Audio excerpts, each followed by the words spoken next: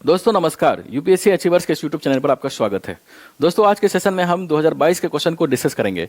ये दूसरा वीडियो है और इस वीडियो में लगभग 20 क्वेश्चन डिस्कस करेंगे। पहला वीडियो में हमने देखा था कि वहाँ 20 क्वेश्चन को आसानी से सोल्व कर सकते थे और वहाँ पर आसानी से सोल्व भी किया था। उसको किस तरह से ट्रिक्स एंड टेक्निक थे, जो रूल्स थे, जो मेथड्स थे, उसको यूज करके आसानी से सोल्व किया था। 23 का हमने ऑलरेडी डिस्कस कर रखा है, 22 का चल रहा है, पीछे की तरफ चलेंगे। 23 से लेकर 2013 तक डिस्कस करूंगा। एक तरह से सीरीज ही स्टार्ट कर दिया हूँ मैंने, तो उसमें हर ईयर के क्वेश्चन को डिस्कस करेंगे और क्वेश्चन को डिस्कस करके मैं देखेंगे कि किस तरह से आसानी से जो ट्रिक्स एंड टेक्निक है, जो रूल्स है, जो मेथड्स है, उसको यूज करके बिना पढ़े हुए, बिना कुछ सोचे हुए, बहुत ज़्यादा डेप्थ नॉलेज की जरूरत पड़ ही नहीं रही है, कॉमन सेंस को अप्लाई करके इजीली क्वेश्चन को बना सकते हैं। तो इस वीडियो में जो बचे हुए 20 क्वेश्चन उसको डिस्कस करेंगे और एक एक करके क्वेश्चन को देखते हैं कि किस तरह से आसानी से उसको बनाया जा सकता था एग्जाम के हॉल में। जो ट्रिक है, जो रूल्स है, जो मेथड्स है, उसको भी अप्लाई करके समझेंगे।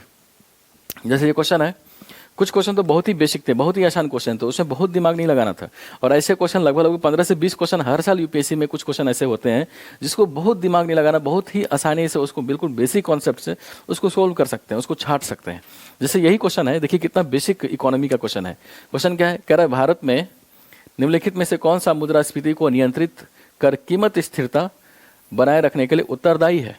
देख रहे हैं, मुद्रास्फीति को कंट्रोल करना है, इन्फ्लेशन को कम करने के लिए भारत में कौन सा उत्तरदायी है। और आपको पता है कि इन्फ्लेशन के लिए जो काम करती है संस्था वो रिजर्व बैंक ऑफ इंडिया है, यही उस तरह से रिस्पॉन्सिबल है।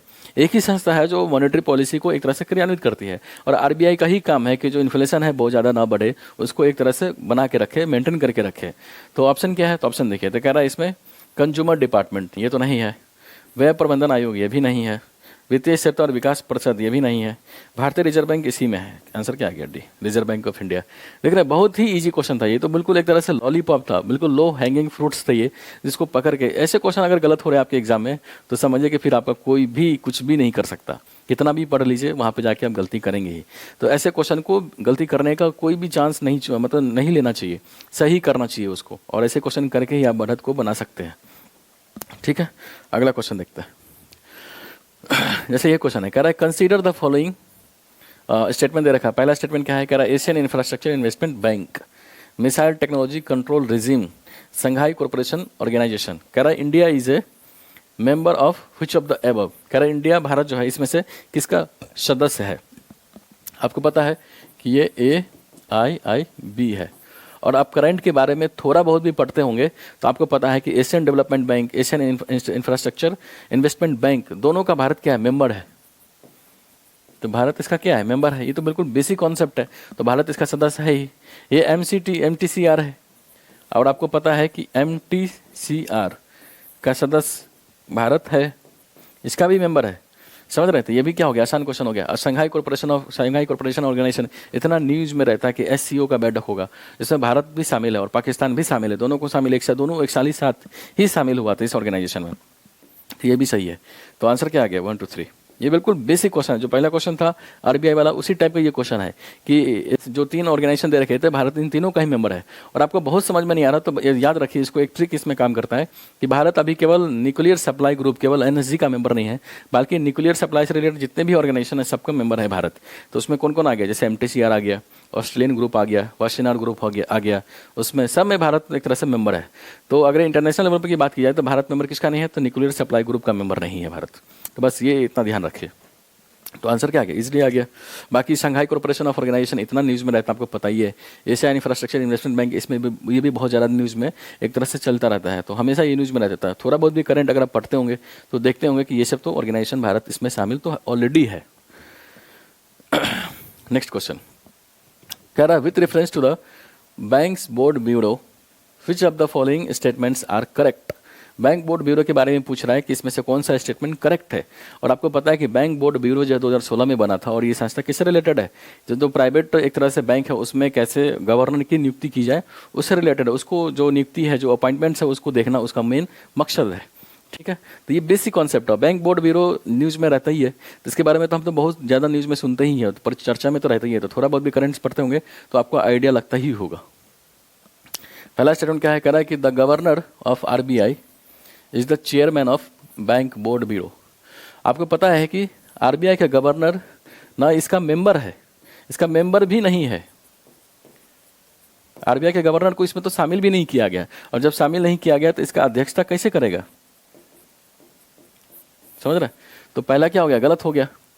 आरबीआई के गवर्नर को तो बैंक बोर्ड ब्यूरो में शामिल भी नहीं किया गया, उसमें उसको जगह भी नहीं दिया गया है, और जब जगह ही नहीं दिया गया तो उसकी अध्यक्षता कैसे करेगा? ये तो बिल्कुल बेसिक कॉन्सेप्ट है, बेसिक नॉलेज है, बेसिक आइडियाज़ है जो आपको पता होना चाहिए।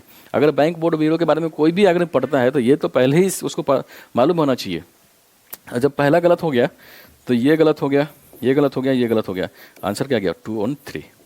देख रहे हैं? बाकी 2 और ये जो 2 और 3 है इसको पढ़ने की जरूरत ही नहीं पड़ी कि सही है कि गलत है, बहुत दिमाग नहीं लगाना, पढ़ा भी नहीं हमने। केवल हमको पहला स्टेटमेंट जो उसकी जो न्यूज़ है, जो इन्फॉर्मेशन है वो पता है कि आरबीआई गवर्नर ना इसका मेंबर है ना इसका अध्यक्ष है, उसी से आंसर आ गया। और बैंक बोर्ड ब्यूरो में क्या आरबीआई गवर्नर उसका मेंबर नहीं है और अध्यक्ष भी नहीं है, इसमें डिप्टी गवर्नर को शामिल किया गया है, डिप्टी गवर्नर को जगह दिया गया है, समझ रहे हैं? और इसकी अध्यक्षता कोई दूसरा आदमी, कोई न्यूट्रल आदमी करता है जिसको केंद्र सरकार उसकी नियुक्ति करती है, लेकिन आरबीआई गवर्नर का इसमें कोई रोल नहीं है। ठीक है, तो आंसर क्या आ गया? आंसर आ गया 2 और 3।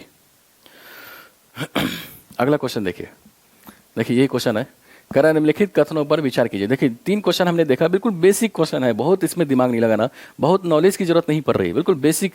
जो इकोनॉमी के बारे में थोड़ा बहुत भी आप पढ़ते होंगे तो ये सब चीज़ें तो पहले पेज पर ही शुरुआत के चैप्टर में ही इसको पढ़ते हैं हम।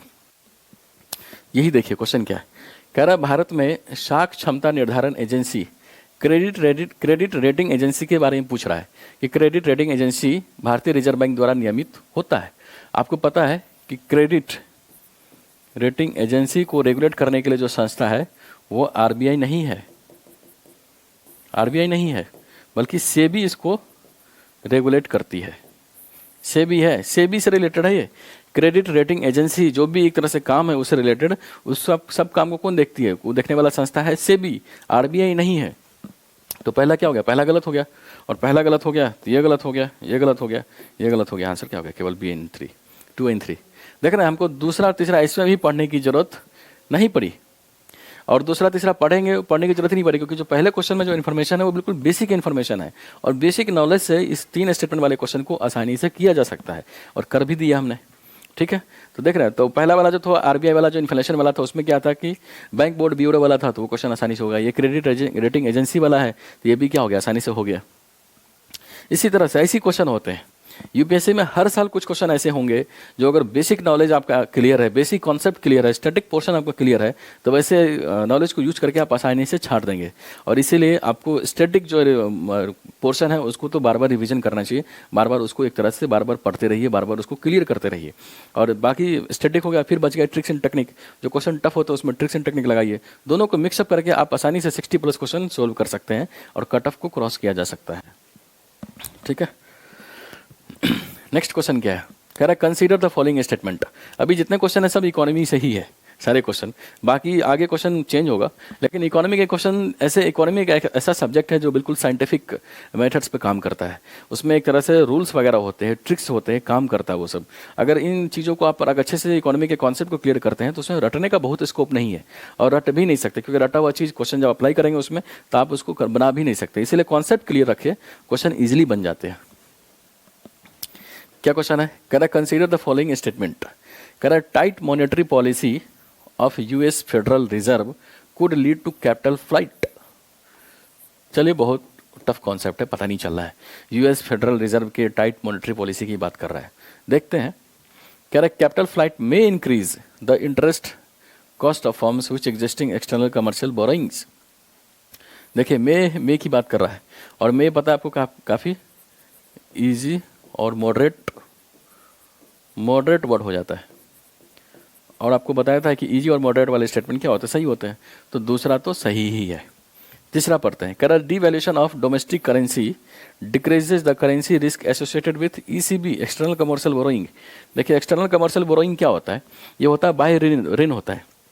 जब आप विदेशों से ऋण लेते हैं तो वो एक्सटर्नल कमर्शियल बोरोइंग कहलाता है, और ये ऋण किस में होता है? डॉलर में होता है, डॉलर में पैसा लेते हैं। और क्वेश्चन क्या है कि डिवैल्यूएशन ऑफ डोमेस्टिक करेंसी, मतलब भारत के रुपया का, देखिए ये रुपया है वो एक तरह से गिर रहा है, रुपया गिर रहा है तो डॉलर क्या हो रहा है? बढ़ रहा है। आपको देख रहा है, रुपया गिर रहा है, डिवैल्यूएशन ऑफ डोमेस्टिक करेंसी, रुपया गिर रहा है तो डॉलर का जो डिमांड है, उसकी मांग है, उसकी वैल्यू क्या बढ़ रहा है। यानी पहले आपको $1 खरीदने में ₹60 देना पड़ता था, अब अगर रुपया गिर गया है तो $1 खरीदने में आपको ₹70 देना पड़ेगा। और आपने डॉलर में ही ऋण लिया हुआ है, तो अगर पैसा गिरेगा तो डॉलर में जो ऋण लिया है उसका रिस्क एक तरह से बढ़ेगा, घटेगा नहीं, बढ़ेगा। लेकिन यहाँ पे क्या कर रहा है कि devaluation of domestic currency decreases, ये रिस्क घटने की बात कर रहा है, नहीं रिस्क घटेगा नहीं, बढ़ेगा, क्योंकि आपने लोन जो लिया हुआ डॉलर में आपको लोन पेमेंट करना है। पहले अगर आपने जैसे आपने $50 लोन लिया है तो रुपया अगर मान लो $60 था, मतलब $1 का दाम था 60, अब बढ़ गया कि $1 का दाम $70 है, तो आपको उतना ही डॉलर पेमेंट करने के लिए ज़्यादा रुपया देना पड़ेगा, ज़्यादा रुपये खर्च करने पड़ेंगे, तो रिस्क क्या हो गया, बढ़ गया, यहाँ पर घटेगा नहीं। तो अगर तीसरा गलत है तो ये गलत हो गया, ये गलत हो गया, ये गलत हो गया। आंसर क्या गया, 1 in 2। देख रहे हैं, पहला आपको बहुत एक तरह से इसमें कॉन्सेप्ट जाता हो, हालांकि ये भी कॉन्सेप्ट बिल्कुल बेसिक है, लेकिन हो सकता है कि आपको नहीं पता हो, तो थोड़ा होल्ड करिए। लेकिन ये तीसरा वाला जो कॉन्सेप्ट है बिल्कुल एक तरह से बेसिक है, बिल्कुल ही बेसिक लेवल का है कि रुपये का जो वैल्यू वो गिर रहा है, रुपये का वैल्यू गिर रहा है तो डॉलर का जो डिमांड है, डॉलर का जो वैल्यू है वो बढ़ेगा, और डॉलर का वैल्यू बढ़ेगा यानी आपको ज़्यादा डॉलर पेमेंट करना पड़ेगा, जो आपने पैसा ले रखा है उधारी उसके संदर्भ में, मतलब ज़्यादा रुपये देना पड़ेगा उसी सेम डॉलर के हिसाब से। तो रिस्क जो हो गया एक तरह से बढ़ गया, रिस्क बढ़ा, लेकिन यहाँ पे कह रहा है रिस्क घटा, इसलिए क्वेश्चन क्या हो गया, स्टेटमेंट गलत हो गया। अगला क्वेश्चन देखिए, कह रहा है with reference to the proposals of Cripps mission, Cripps mission की बात कर रहा है, कंसीडर द फॉलोइंग स्टेटमेंट्स। इससे पहले हमने जितने क्वेश्चन देखे थे 5 या 6 क्वेश्चन, वो बिल्कुल इकोनॉमी के क्वेश्चन थे और बिल्कुल बेसिक कॉन्सेप्ट वाले इकोनॉमी के क्वेश्चन थे जिसको आसानी से सोल्व किया जा सका। और सभी क्वेश्चन में देख रहे हैं केवल एक स्टेटमेंट छाड़ रहा है, उससे आंसर आ जा रहा है, बाकी 2 स्टेटमेंट पढ़ने की जरूरत भी नहीं पड़ रही है। अब हिस्ट्री का क्वेश्चन, ये हिस्ट्री का क्वेश्चन है, क्रिप्स मिशन से रिलेटेड है। देखिए बिल्कुल बेसिक क्वेश्चन है ये, बिल्कुल क्वेश्चन क्या है, कह रहा the constituent assembly would have members nominated, members जो है वो nominated by the provincial assembly as well as the princely states. आपको पता है कि जो क्रिप्स मिशन में जो मेंबर्स की भेजने की बात कही गई थी, तो उसमें मेंबर्स 2 मेंबर थे, एक थे प्रोविंशियल रीजन से, प्रोविंशियल रीजन से, और एक थे प्रिंसली स्टेट वाले। प्रोविंशियल स्टेट वाला जो रीजन थे उसमें एक तरह से ब्रिटिश हुकूमत है, तो इसमें जो मेंबर थे वो पार्टली इलेक्टेड थे, इसमें मेंबर का इलेक्शन हो रहा था। लेकिन जो प्रिंसली स्टेट थे जहां पर राजा का एक तरह से शासन था, यहाँ पर जो मेंबर यहाँ से जो भेजे गए वो नॉमिनेटेड थे, वो राजा के द्वारा नॉमिनेट किया जा रहा था जो मेंबर, वही मेंबर कॉन्स्टिट्यूएंट असेंबली में शामिल हो सकता है। लेकिन आप स्टेटमेंट को पढ़िए, कह रहा है constituent assembly would have members nominated by the provincial assembly. Provincial assembly से मेंबर नॉमिनेटेड नहीं है, वो इलेक्टेड है, इलेक्टेड मेंबर जाएगा।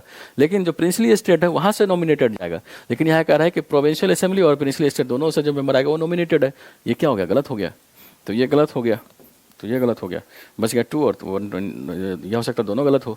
दूसरा पढ़िए, कह रहे any province which is not prepared to accept the new constitution would have the right to sign a separate agreement with Britain regarding its future status. बिल्कुल ये प्रोविजन क्रिप्स मिशन में था कि कॉन्स्टिट्यूंसी असेंबली जो बनाया जाएगा उसमें ऐसा प्रावधान होगा कि जो स्टेट उसमें शामिल नहीं होना चाह रहा वो एक अलग एग्रीमेंट शामिल करके एक अलग स्टेट बना सकता है, वो अलग प्रोविजन कर सकता है। और इसीलिए कहा जाता है कि क्रिप्स मिशन ही ऐसा एक तरह से ब्रिटिश हुकूमत की तरफ से जो प्रपोजल था उसमें पाकिस्तान की बनने की एक तरह से जो छाप है, जो एक तरह से बूंद है वो दिखाई पड़ता है। तो पाकिस्तान बनने का सबसे पहला प्रपोजल जो एक्सेप्ट किया गया था, जो एक तरह से हिंट दिखाई पड़ता है, वो क्रिप्स मिशन में ही दिखाई पड़ता है। इसलिए दूसरा क्या हो गया, सही हो गया, दूसरा सही हो गया, तो आंसर क्या हो गया, बी। नेक्स्ट क्वेश्चन, कह रहा था Miyawaki method is well known for the. देख रहे मियावाकी मेथड आपको पता है, अगर आपने ज्योग्राफी के बारे में या इकोनॉमी के बारे में थोड़ा बहुत भी एग्रीकल्चर पढ़ते हैं उसमें, तो आपको पता होगा कि मियावाकी मेथड क्या है, एक तरह से एफॉरेस्टेशन मतलब वनीकरण से रिलेटेड है। वनीकरण से रिलेटेड कहाँ पर, तो ये है आपका शहरी क्षेत्र में, शहरी क्षेत्र में वनीकरण मतलब वन आवरण को बढ़ावा देने के लिए मियावाकी मेथड प्रयोग किया जाता है। और मियावाकी मेथड जापान में काफ़ी प्रचलित है, ये जापान से लाया गया है। तो देखिए क्वेश्चन क्या है, करा promotion of commercial farming in arid and semi arid areas, नहीं अर्बन रीजन में होता है। Development of gardens using genetically modified flora, नहीं ऐसा नहीं है। Creating of mini forest in urban area, देख रहे हैं, इसलिए आंसर क्या हो गया, सी। डी गलत हो गया। देखिए ये बिल्कुल, ये क्वेश्चन इसमें एलिमिनेशन नहीं लग रहा है, लेकिन क्वेश्चन का जो कॉन्सेप्ट है, मियावाकी मेथड जो कॉन्सेप्ट है वो बिल्कुल बेसिक लेवल का है, बिल्कुल बेसिक नॉलेज है, आइडियाज़ है इसमें। अगर आप करंट में थोड़ा बहुत भी पढ़ते होंगे, एग्रीकल्चर वगैरह थोड़ा बहुत भी आपने पढ़ा होगा, तो उसमें मियावाकी मेथड तो बहुत प्रचलित है, काफ़ी लोग पढ़ते हैं इसमें। हमें इसमें तो क्वेश्चन भी वगैरह भी आता है कि जो वनीकरण है, वनावरण को अगर शहरों क्षेत्रों में बढ़ावा देना है, ग्रीन हाउस गैस के उत्सर्जन को कम करना है, तो मियावाकी मेथड के जरिए आप जो ट्री कवर है, जो फॉरेस्ट कवर है, उसको बढ़ावा दे सकते हैं। ठीक है। नेक्स्ट क्वेश्चन कह रहा है which of the following are nitrogen fixing plants. देखिए नाइट्रोजन फिक्सिंग प्लांट्स की बात कर रहा है, ये नाम कुछ दे रखा है, इसको इंग्लिश में हिंदी में पढ़िए, क्योंकि इंग्लिश नेम जो है ना काफ़ी एक तरह से अननोन टाइप का है, लेकिन जब आप हिंदी में पढ़ेंगे तो आपको लगेगा कि अच्छा इसका इंग्लिश नेम था ये। तो क्वेश्चन क्या है, कह रहा निम्नलिखित में से कौन से नाइट्रोजन यौगिकरण नाइट्रोजन फिक्सिंग प्लांट्स है। देख रहे हैं, नाइट्रोजन फिक्सिंग प्लांट्स के बारे में पूछ रहा है। देखिए नाइट्रोजन फिक्सिंग प्लांट्स बिल्कुल बेसिक कॉन्सेप्ट है, ये भी बहुत ही हार्ड या बहुत रॉकेट साइंस नहीं है। ज्योग्राफी में हम इसको पढ़ते हैं, एनवायरनमेंट में भी पढ़ते हैं, बायोजियोकेमिकल साइकिल में। तो देखिए आप इसको पढ़िए, ये पता नहीं चल रहा है, ये भी नहीं पता चला। चना तो होता है, ये चना के बारे में जानते ही है, क्योंकि वो एक तरह से क्या है, लेग्यूम, जितने भी लेग्यूम प्लांट्स होते हैं ना, लेग्यूम मतलब जो एक तरह से दलहन वाला प्लांट्स जितने होते हैं, दलहन वाले पौधे जितने भी होते हैं वो नाइट्रोजन फिक्सिंग एजेंट्स होते थे। जैसे चना हो गया, अरहर हो गया, उड़ीद हो गया, उड़ीद के दाल वगैरह सब खाते हैं, मूंग हो गया, ये सब नाइट्रोजन फिक्सिंग प्लांट्स है। तो चना तो होगा ही, तिप्तिया घास नहीं पता चल रहा है, कुल्फा नहीं पता चल रहा है। छठा है पालक, और हम पढ़ते हैं नाइट्रोजन फिक्सिंग प्लांट्स में जितना भी पढ़ते हैं तो वो दलहन तिलहन जले जितने होते हैं वो होते हैं नाइट्रोजन फिक्सिंग प्लांट्स। लेकिन कभी भी उसमें पालक का नाम नहीं सुना, पालक के बारे में नहीं पढ़ते, क्योंकि अगर पालक नाइट्रोजन फिक्सिंग प्लांट्स होता तो पालक के बारे में थोड़ा बहुत तो हम आइडियाज़ हमको लेते ही, थोड़ा बहुत तो हम जानते ही हैं, डिफरेंट प्लांट्स के बारे में पढ़ते हैं, लेकिन पालक का उसमें कभी जिक्र ही नहीं है। तो बिल्कुल बेसिक कॉन्सेप्ट हो गया। अगर पालक तो डेफिनेटली नहीं होगा, और जब पालक नहीं होगा तो ये गलत हो गया, ये गलत हो गया, ये गलत हो गया। आंसर क्या आ गया, ए। देख रहे हैं, बाकी जो ऊपर वाले स्टेटमेंट है, जो ऑप्शन है, उसके बारे में बहुत दिमाग नहीं लगाना, और आप लगाएंगे भी तो पकड़ नहीं पाएंगे, क्योंकि जो प्लांट्स दे रखे हैं वो काफ़ी डिफरेंट है, उसके बारे में बहुत आइडियाज़ नहीं है, बहुत पढ़ते नहीं है। लेकिन हम नाइट्रोजन फिक्सिंग प्लांट्स के बारे में जो बेसिक आइडिया, जो बेसिक नॉलेज होता है, जो हम रीड करते हैं, उसमें क्या पढ़ते हैं कि जो दलहनी फसल है, दलहनी पौधे हैं, वो नाइट्रोजन फिक्सिंग प्लांट्स होते हैं। लेकिन कभी भी उसमें पालक, ये सब्जी के बारे में नहीं पढ़ते, पालक के बारे में जिक्र भी नहीं होता। और जब पालक जो स्टेटमेंट दे रखा है, पालक तो डेफिनेटली नहीं होगा। जब पालक नहीं होगा तो आंसर ईजिली आ जा रहा है, क्योंकि छठा वाला केवल इसी तीनों में है, इसमें नहीं है। ठीक है, तो आंसर कितना आसान है। देख रहे हैं, आप तक जितने भी क्वेश्चन किए हमको बिल्कुल बेसिक क्वेश्चन है, बिल्कुल बेसिक कॉन्सेप्ट से बन रहा है। लेकिन अगर हम ये सब कॉन्सेप्ट को नहीं अप्लाई करेंगे और सीधे नॉलेज के बेसिस पर इसको चले जाए बनाने, बहुत दिमाग लगाए, बहुत डेप्थ में जाके सोचे, तो ऐसे क्वेश्चन बहुत ही टफ हो जाएगा, आप बना भी नहीं सकते। इसलिए कहा जाता है कि बेसिक कॉन्सेप्ट को क्लियर रखें, कुछ ट्रिक्स है, कुछ कॉमन सेंस है, जो रूल्स है उसको अप्लाई करें, दोनों को मिक्सअप करके आप क्वेश्चन को आसानी से बना सकते हैं। नेक्स्ट क्वेश्चन क्या है, कह रहा in the context of WHO air quality guidelines. देखिए WHO एयर क्वालिटी गाइडलाइंस के बारे में कुछ पूछ रहा है। Consider the following statements. पहला है, कह रहा the 24 hour mean of PM 2.5 should not exceed इतना, and annual mean of PM should not exceed इतना। देखिए कुछ पता हमको नहीं चल रहा, श्योर नहीं है, होल्ड करते हैं। अगला क्वेश्चन है, कह रहा in a year the highest level of ozone pollution occur during the periods of inclement weather. ये भी नहीं पता चल रहा है, होल्ड करते हैं। जो भी नहीं पता चला होल्ड करिए, आगे तो पढ़िए। टोटल 4 स्टेटमेंट है, किसी ने मैंने किसी में तो कुछ ऐसा हिंट मिलेगा जो छाट के आप क्वेश्चन बना सकते हैं। अगला क्या है, PM10 can penetrate the lung barrier and enter the blood stream. देखिए यहाँ पर हिंट मिल गया आपको। देखिए PM जो 10 होता है, ये पार्टिकल जो होते हैं लार्ज साइज के होते हैं, लार्ज साइज होता है इसका। और जब इसका लार्ज साइज होगा तो आपके फेफड़े में जो लंग होता है उसमें वो कैसे पेंट्रेट कर सकता है, कैसे आगे बढ़ सकता है। PM 2.5 बोलते हैं तो समझ में भी आता है, क्योंकि वो उसके जो पार्टिकल्स होते हैं वो छोटे होते हैं। लेकिन PM10 जो होते हैं वो काफ़ी लार्ज पार्टिकल होते हैं, वो इतने स्मॉल भी नहीं होते कि आपके लंग में वो एक तरह से प्रवेश कर जाए। तो 3 तो डेफिनेटली गलत है, और जब 3 गलत हो गया तो ये गलत, ये गलत। 1 and 4, 1 and 2, 2 और 4 में डाउट है, क्योंकि 1 and 1 दोनों में कॉमन है। 2 हमने पढ़ा है, समझ में नहीं आया। 4 पढ़ते हैं। 4 क्या है, कह रहा है excessive ozone in the air can trigger. देख रहे, can trigger asthma. Excessive ozone in the air can trigger, can trigger हो सकता है, बिल्कुल हो सकता है, पॉसिबिलिटी की बात कर रहा है। ये क्या है, ईजी और मॉडरेट वाले एलिमिनेशन इसमें लगाइए। और आपको बताया था कि जहाँ can be, could be, may be का प्रयोग होता है, ऐसे स्टेटमेंट 100% सही हो जाते हैं। तो 4 तो डेफिनेटली सही है, तो 4 सही है, तो क्या हो गया बी, ये गलत हो गया। ठीक है, देख रहे हैं, बिल्कुल basic concept elimination tricks and technique का यूज करके आपने क्वेश्चन को बना दिया। बहुत दिमाग नहीं लगाना। हमने ट्रिक्स एंड टेक्निक में इसमें डिस्कस नहीं करा, क्योंकि ट्रिक्स एंड टेक्निक जो डिस्कस किया होता 2023 से क्वेश्चन जब डिस्कस किए थे हमने, तो वहाँ पर लगभग 9 ट्रिक डिस्कस किया था। वो 9 ट्रिक की अप्लाई करके ही आप लगभग सारे 50 से 60 क्वेश्चन बना सकते हैं। उसी को जितना प्रैक्टिस करेंगे क्वेश्चन आसानी से बनेगा। उसी को यूज़ करके 22 क्वेश्चन को मैं डिस्कस कर रहा हूँ। तो वहाँ पर ये ट्रिक्स क्या अप्लाई हुआ, इजी एंड मॉडरेट वाला जो ट्रिक्स है वो यहाँ पर अप्लाई हो गया। तो आसानी से 4th वाला स्टेटमेंट क्या हो गया, सही हो गया, छट गए, आंसर हो गया उससे। ठीक है, अगला क्वेश्चन क्या है, कह रहा which one of the following is the context, which the term qubit के बारे में पूछ रहा है। क्यूबिट जो है किस कॉन्टेक्स्ट में प्रयोग होता है। अब देखिए इसमें ट्रिक्स नहीं लगेगा, लेकिन जो कॉन्सेप्ट है क्यूबिट के बारे में बिल्कुल बेसिक कॉन्सेप्ट है, बेसिक आइडियोलॉजी है, बेसिक आपको एक तरह से नॉलेज है। अगर आपने साइंस एंड टेक्नोलॉजी के बारे में, जो कंप्यूटर टेक्नोलॉजी है, कम्युनिकेशन टेक्नोलॉजी है, वो थोड़ा बहुत पढ़ते हैं टेक्नोलॉजी में, तो क्यूबिट के बारे में तो आप हर कोई पढ़ता है। और क्यूबिट किससे रिलेटेड है, तो क्यूबिट रिलेटेड है क्वांटम कंप्यूटिंग से रिलेटेड। तो आंसर क्या गया, बी। क्यूबिट क्या है, क्वांटम कंप्यूटिंग से रिलेटेड है। कंप्यूटर के बारे में थोड़ा बहुत भी पढ़ते हैं तो उसमें क्यूबिट डायरेक्टली से रिलेटेड है क्वांटम कंप्यूटिंग से, क्योंकि क्यूबिट के जरिए उसका कैलकुलेशन होता है।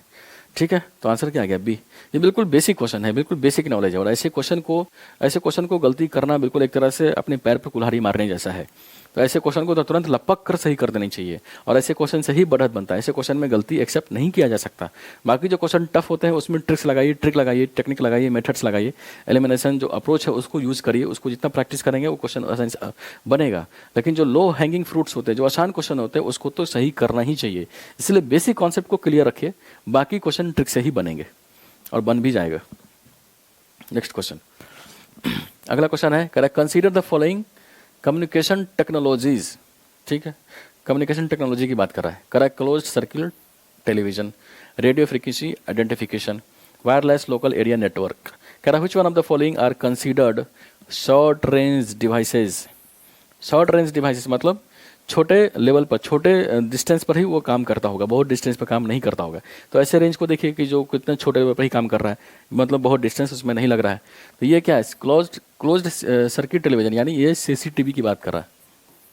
और सीसीटीवी पता है आपको केवल स्मॉल डिस्टेंस में ही काम कर सकता है, वो चीज़ों को कैप्चर कर रहा है। सीसीटीवी एक रूम में चीज़ों को कवर करता है, थोड़ा सा डिस्टेंस उसका मिनिमम रेंज होता है। बहुत ज़्यादा डिस्टेंस नहीं कि आपने सीसीटीवी लगा दिया और 3 किलोमीटर के चीज़ों को वो कवर कर लेगा। बहुत डिस्टेंस में वो चीज़ों को कवर नहीं कर सकता, क्योंकि वो स्मॉल रेंज होता है, स्मॉल उसका विजुअलाइजेशन होता है। तो सीसीटीवी तो है। ये रेडियो फ्रिक्वेंसी आइडेंटिफिकेशन, ये RFID की बात कर रहा है, और RFID की बात कर रहा है। तो जो टोल टैक्स वगैरह होते हैं, तो जब कार में जो हम RFID जो स्कैनर यूज़ करते हैं, तो जब वो आईसेट में मैच करता तभी वो होता है। बहुत ज़्यादा डिस्टेंस पे वो RFID कवर नहीं करता, वो भी एक तरह से शॉर्ट रेंज है, समझे। तो ये भी हो गया, मतलब जब हम टोल टैक्स में नहीं देखते, जब गाड़ी नज़दीक आता है तभी वो कैमरा से कैप्चर करके वो पैसा डिडक्ट हो जाता है। वो नज़दीक आता तभी डिडक्ट होता है। बहुत डिस्टेंस पैसा नहीं कि 5 किलोमीटर दूर ही गाड़ी है और टोल टैक्स उसको एक तरह से कैप्चर करके वहाँ से पैसा डिडक्ट हो जा रहा है, ऐसा नहीं है। नज़दीक आना पड़ता है, तो बहुत छोटे लेवल पर काम करता है, बहुत नज़दीक में आना पड़ता है। और ये है वायरलेस लोकल एरिया नेटवर्क। इसमें तो लोकल, इसमें नामे है लोकल एरिया नेटवर्क, देख रहा है, यानी ये भी छोटे लेवल पर शॉर्ट रेंज डिवाइस है ये। क्योंकि अगर ये अति लंबा वाला होता है तो इसमें लोकल का प्रयोग क्यों करते, तो ये भी क्या हो गया, शॉर्ट रेंज। तो आंसर क्या गया, 1 2 3। देखिए ऐसे क्वेश्चन बिल्कुल बेसिक क्वेश्चन होते हैं, बिल्कुल बेसिक आंसर है इसका। अपना कॉमन सेंस अप्लाई करिए, आंसर आसानी से बन जा रहा है, बहुत दिमाग नहीं लगाना इसमें। देखिए कह रहा with reference to software as a service, SaaS के बारे में पूछ रहा है। Consider the following statements. ठीक है, अब देखिए टेक्नोलॉजी, साइंस एंड टेक्नोलॉजी वाला क्वेश्चन है, और आपको ट्रिक्स क्या है इसमें कि साइंस एंड टेक्नोलॉजी वाले जो क्वेश्चन होते हैं उसके अनलिमिटेड स्कोप होते हैं, अनलिमिटेड पोटेंशियल होते हैं। तो ऐसे क्वेश्चन जनरली सही हो जाते हैं, इसलिए बहुत दिमाग नहीं लगाना। आप क्वेश्चन एप्लीकेशन वाले क्वेश्चन है, एनालिटिकल बेस्ड क्वेश्चन है, उसको देखिए क्या अप्रोच हो सकता है, आंसर निकालिए। क्वेश्चन क्या है, कह रहा SaaS buyers can customise, can का प्रयोग है, यानी एप्लीकेशन दिख रहा है, और टेक्नोलॉजी बेस्ड क्वेश्चन है, उसके एप्लीकेशन है, तो क्या हो गया, अनलिमिटेड स्कोप होते हैं, अनलिमिटेड स्कोप होता है उसका। इसीलिए पहला तो 100% सही है। अब हमने पढ़ा ही नहीं, पढ़ते हैं। कह रहा SaaS buyers can customise the user interference and can, देख रहा है 2 कैन है, कैन चेंज डेटा फील्ड्स बिल्कुल हो सकता है, क्योंकि technology unlimited potential, unlimited scope है, तो उसका यूज आसानी से किया जा सकता है, उसका यूज डाइवर्स एरिया में हो सकता है।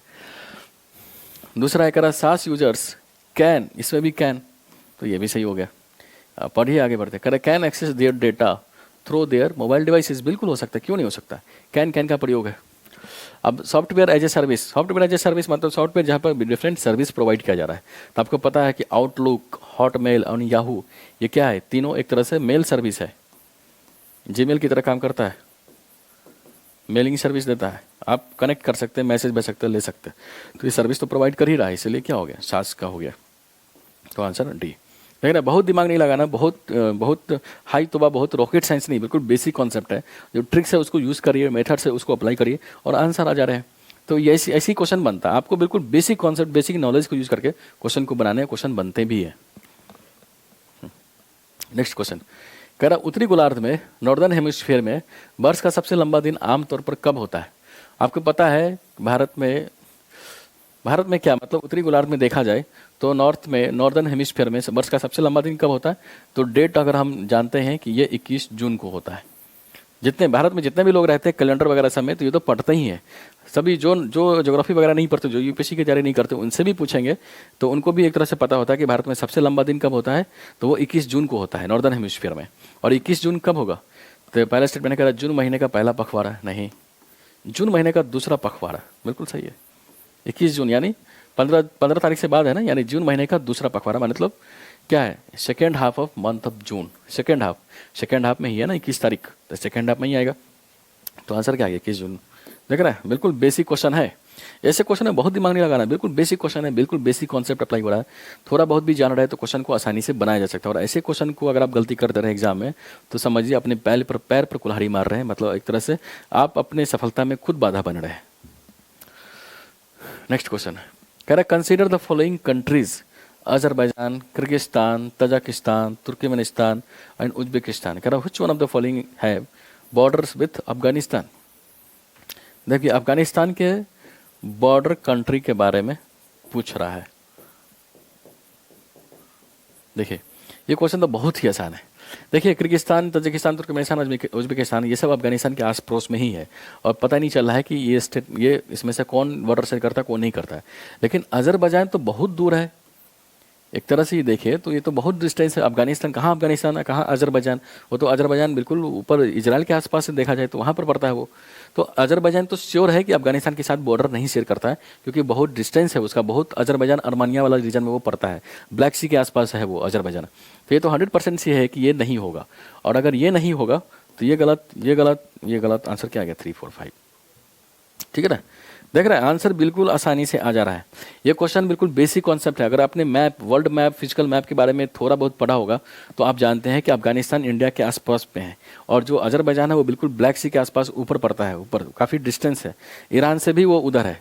तो जब बीच में अफगानिस्तान और अजरबैजान के बीच में ईरान आ जाता है तो काफ़ी डिस्टेंस हो गया ना, लेकिन काफ़ी डिस्टेंस हो गई तो 100% श्योर है कि अजरबैजान अफगानिस्तान के साथ बॉर्डर शेयर नहीं करता है।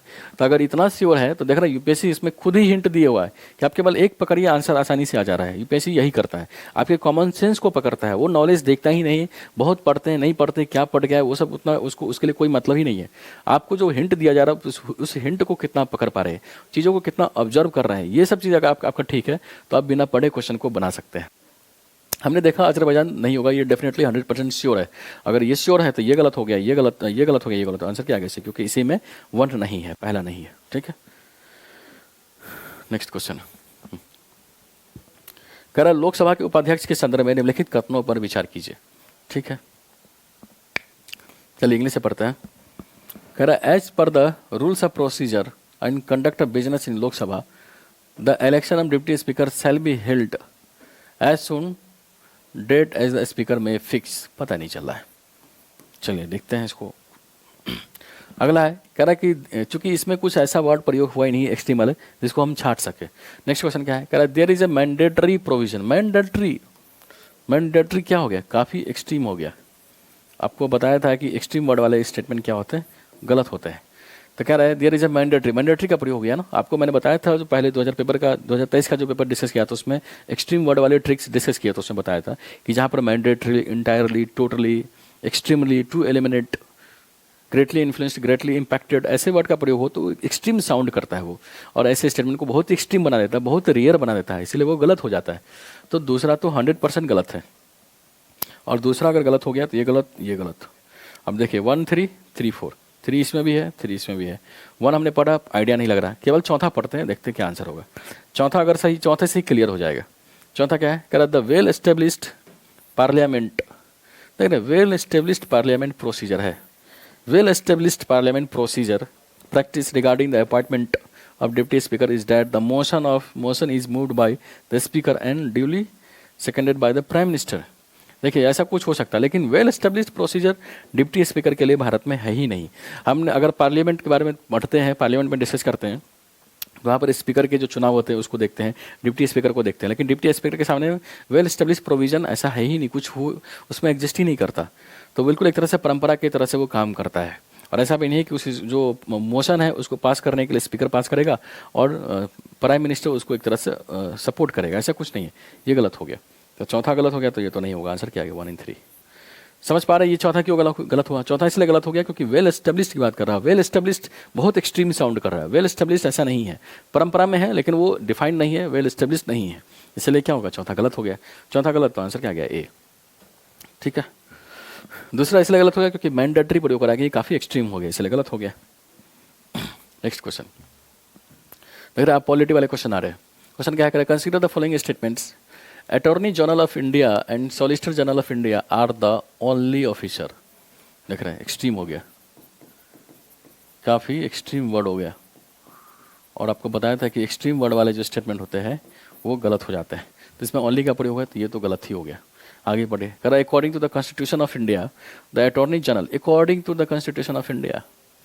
आपको मैंने 2023 के पेपर डिस्कस किया था, तो उसमें बताया था कि पॉलिटी का ट्रिक क्या है। तो अगर मान लीजिए ऐसा लिखोगे अकॉर्डिंग टू द कॉन्स्टिट्यूशन, या कॉन्स्टिट्यूशन डिफाइन करता है या कॉन्स्टिट्यूशन क्लासीफाई करता है, तो ऐसा स्टेटमेंट जनरली गलत होता है, क्योंकि संविधान काफ़ी छोटा होता है, काफ़ी लिमिटेड होता है, तो उसमें हर चीज़ को एक्सप्लेन नहीं कर सकते, हर चीज़ को उसमें डाल नहीं सकते, क्योंकि हर चीज़ को हम संविधान में डालने लगे, मूल संविधान में, तो संविधान बहुत ही बड़ा हो जाएगा, उसको कैरी करना, उसको ट्रांसपोर्ट करना, उसको पढ़ना लिखना बहुत ही डिफिकल्ट हो सकता है, तो हर चीज़ को उसमें शामिल नहीं किया जा सकता है। कुछ चीज़ें परंपरा के हिसाब से चलता है, कुछ चीज़ों को कानून बना के हम उसको रेगुलेट करते हैं, उसके लिए कानून या संविधान में डाल दे ऐसा जरूरी नहीं है। ठीक है, इसलिए अकॉर्डिंग टू द कॉन्स्टिट्यूशन ऐसा नहीं, ये क्या हो गया, ये भी गलत हो गया, तो दोनों गलत हो गया, तो आंसर क्या आ गया, डी। आप समझ पा रहे हैं दूसरा क्यों गलत हो गया, क्योंकि अकॉर्डिंग टू द कॉन्स्टिट्यूशन लिखा है। ये ट्रिक मैंने 2023 वाले में भी बताया था, और जो पहला वीडियो डिस्कस किया 22 का, उसमें भी कुछ क्वेश्चन ये इस ट्रिक पर बन रहे थे। और पहला क्यों गलत हो गया, क्योंकि ये ओनली का प्रयोग है, ओनली काफी एक्सट्रीम हो जाता है, एक्सट्रीम होता है तो गलत हो जाता है। नेक्स्ट क्वेश्चन, कह रहा which of the following is are the exclusive power of Lok Sabha. ठीक है, करण निम्नलिखित में कौन से लोकसभा की अनंत शक्ति है, मतलब अनंत शक्ति का मतलब एक्सक्लूसिव पावर का सिंपल सा मतलब है कि ये शक्ति केवल लोकसभा का ही है, लोकसभा के ही दिया गया है, राज्यसभा में ऐसा कोई कानून ऐसा प्रावधान नहीं है, यानी केवल लोकसभा को शक्ति प्रदान किया गया है, इसलिए एक्सक्लूसिव पावर हो गया वो।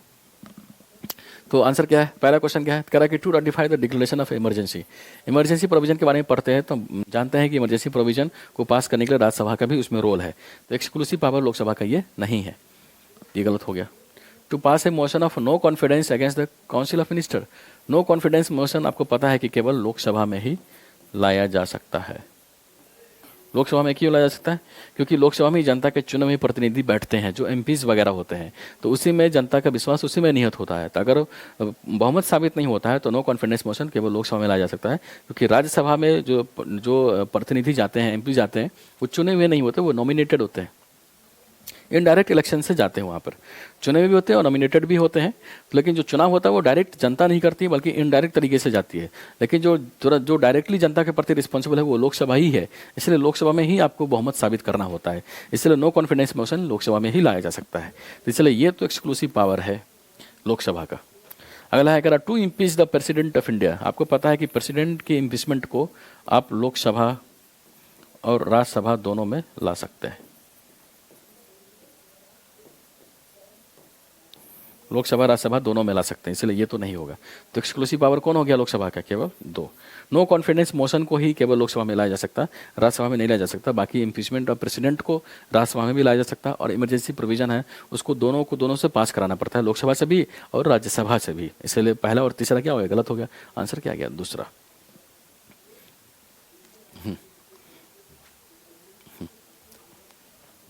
नेक्स्ट क्वेश्चन है, कंसीडर द फॉलोइंग स्टेटमेंट्स। पहला स्टेटमेंट है, a bill amending the constitution requires the prior recommendation of the president of India. देखिए, प्रायर रिकमेंडेशन है। आपने कॉन्स्टिट्यूशन अमेंडमेंट बिल या कॉन्स्टिट्यूशन अमेंडमेंट प्रोसीजर के बारे में अगर पढ़ते हैं, लक्ष्मीकांत थोड़ा बहुत भी पढ़ा होगा, तो हम जानते हैं कि संविधान संशोधन विधेयक को पास करने के लिए जब उसको हम संविधान लोकसभा में पेश करते हैं तो उसके लिए राष्ट्रपति की अनुमति की आवश्यकता नहीं पड़ती, क्योंकि संविधान संशोधन विधेयक है, उसमें राष्ट्रपति की अनुमति की आवश्यकता हम नहीं लेते हैं। तो ये तो बिल्कुल बेसिक कॉन्सेप्ट है। तो ये क्या हो गया? अनुमति नहीं लेना पड़ता है इसमें, तो ये गलत हो गया। रिकमेंडेशन क्यों चाहिए? प्रायर रिकमेंडेशन नहीं चाहिए होता, ये गलत है। नहीं लेते हैं, नॉट रिकमेंड, मतलब जरूरत ही नहीं पड़ती है, नॉट। तो ये क्या हो गया? पहला गलत हो गया। तो पहला गलत। आंसर क्या आ गया? 2 and 3। लेकिन बाकी दूसरा और तीसरा क्या है उसके बारे में बहुत पता नहीं हमको, उसको छोड़ दिया क्योंकि उसकी ज़रूरत भी नहीं पड़ी हमको। लेकिन पहला जो इन्फॉर्मेशन है बिल्कुल बेसिक इन्फॉर्मेशन है, बिल्कुल बेसिक कॉन्सेप्ट है। लक्ष्मीकांत अगर थोड़ा बहुत भी पढ़ते हैं, थोड़ा बहुत भी पॉलिटी पढ़ते हैं, कॉन्स्टिट्यूशन अमेंडमेंट एक्ट या कॉन्स्टिट्यूशन अमेंडमेंट प्रोसीजर के बारे में थोड़ा बहुत भी जानते हैं, तो उसमें सबसे पहले हम यही पढ़ते हैं कि जो संविधान संशोधन विधेयक है उसको पास करने के लिए राष्ट्रपति की अनुमति की आवश्यकता नहीं पड़ती है, हम नहीं लेते हैं। ठीक है, इस इन्फॉर्मेशन का प्रयोग करके पहला गलत हो गया, तो आंसर क्या आ गया? बी।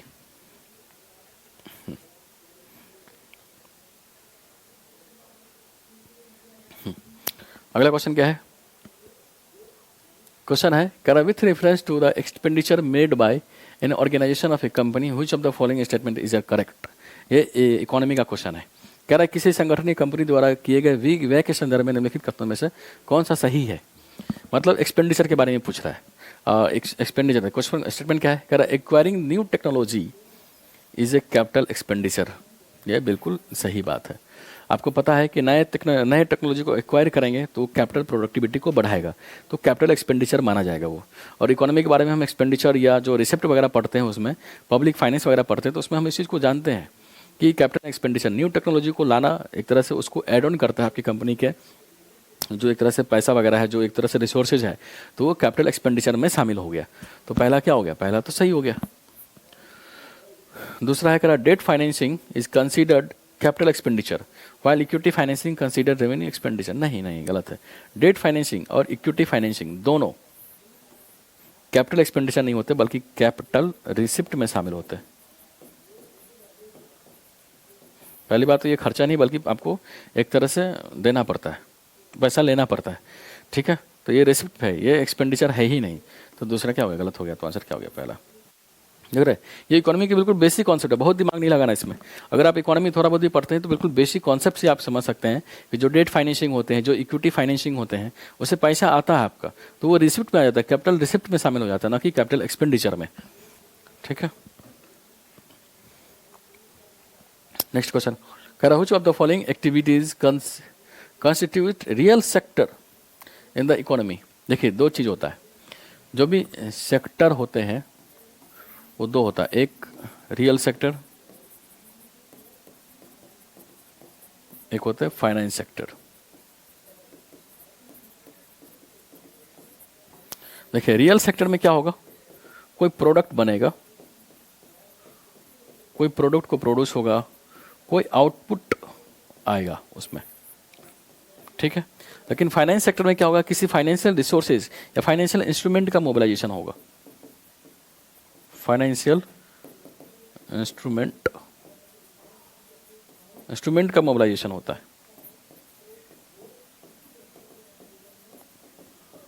समझ रहे हैं?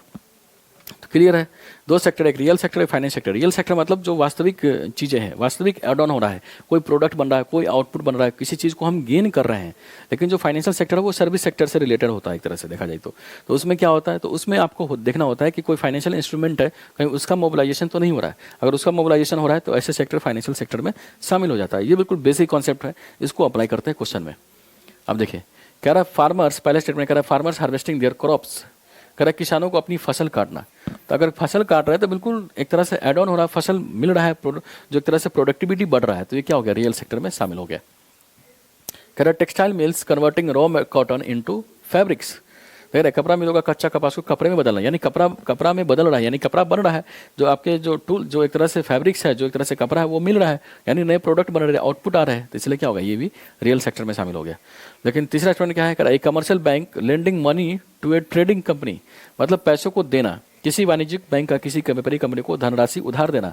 ये क्या हो गया, धनराशि उधार देना, यानी एक तरह से फाइनेंशियल इंस्ट्रूमेंट हो गया। आपको पैसे को लेन देन हो रहा है, उसमें किसी प्रोडक्ट नहीं हो रहा है, कोई प्रोडक्ट नहीं रहा है, कोई आउटपुट उसमें से आ नहीं रहा है, बल्कि पैसे का एक तरह से लेन देन हो रहा है, किसी को दे रहा है, किसी से ले रहा है, तो एक तरह से फाइनेंशियल इंस्ट्रूमेंट का मोबिलाइजेशन हो रहा है।